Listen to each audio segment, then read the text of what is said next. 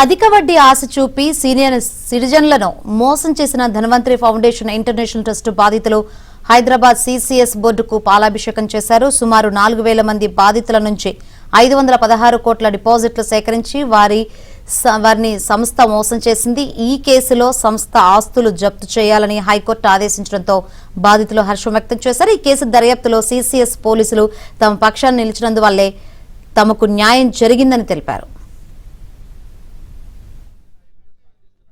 Dhanvantari foundation international ఒక మోసపు సంస్థని ఈరోజు హైకోర్టులో ఎండగడుతూ సిసిఎస్ పోలీసులు చాలా మంచి నిర్ణయం తీసుకున్నారు.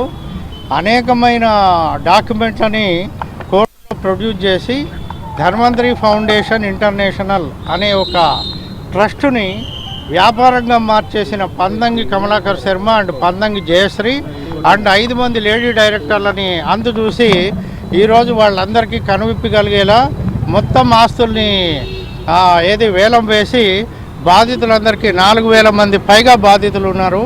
వాళ్ళందరినీ అడుగడుగున మోసం చేసి ఇవాళ మొత్తం దాదాపుగా 1,500 కోట్ల రూపాయలు మోసం చేశారు.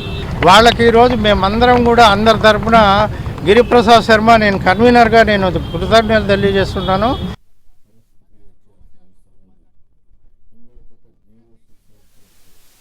Great.